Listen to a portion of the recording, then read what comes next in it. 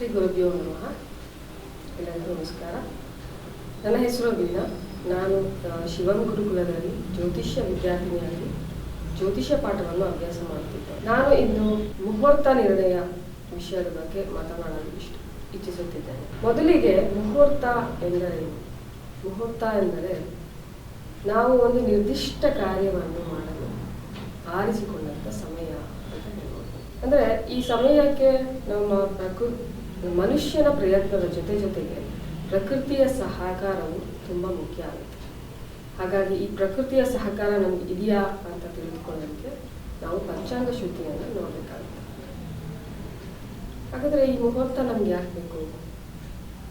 ಮುಹೂರ್ತ ಯಾಕೆ ಬೇಕು ಅಂದರೆ, ನಾವೀಗ ಯಾವುದೇ ಶುಭ ಕಾರ್ಯ ಮಾಡೋದರ ಹಿಂದೆ ಒಂದು ಶುಭ ಫಲನ ಅಪೇಕ್ಷಿಸ್ತೀವಿ. ಅಂದರೆ ಈಗ ನಾವು ಮದುವೆ ಮಾಡ್ತಿದ್ದೀವಿ ಅಥವಾ ಗೃಹ ಪ್ರವೇಶ ಮಾಡ್ತಿದ್ದೀವಿ, ನಾಮಕರಣ ಮಾಡ್ತಿದ್ದೀವಿ ಅಂದರೆ ಅದರ ಹಿಂದಿನ ಉದ್ದೇಶ ಏನಾಗಿರುತ್ತೆ?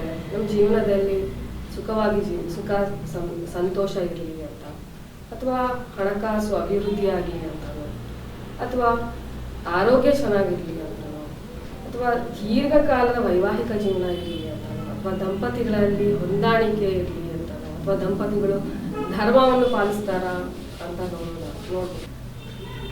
ಈ ಎಲ್ಲ ಶುಭ ಫಲಗಳನ್ನು ನಾವು ಪಡಿಬೇಕಾದ್ರೆ ನಮ್ಮ ಜಾತಕದಲ್ಲಿ ಒಂದು ಅಷ್ಟು ದೋಷಗಳು ಕೂಡ ನಮ್ಮನ್ನು ಅದರಿಂದ ದೂರ ಮಾಡುತ್ತೆ. ಅಂದರೆ ಈ ಶುಭ ಫಲಗಳನ್ನು ಪಡಿಬೇಕಾದ್ರೆ ಇರುವಂಥ ಅಡೆತಡೆಗಳನ್ನು ನಿವಾರಿಸೋಕ್ಕೆ ಮುಹೂರ್ತ ನೋಡಬೇಕಾಗುತ್ತೆ.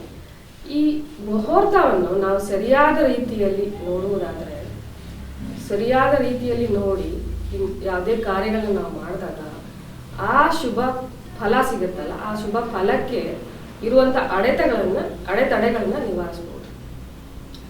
ಹಾಗಾದ್ರೆ ಮುಹೂರ್ತ ನಾವು ಒಂದು ಪರಿಹಾರ ಅಂತ ಹೇಳಿದ್ರೆ ತಪ್ಪಾಗಲ್ಲ. ನಮ್ಮ ಜಾತಕದಲ್ಲಿರೋ ದೋಷಗಳೆಲ್ಲವನ್ನ ನಿವಾರಿಸಬಹುದು.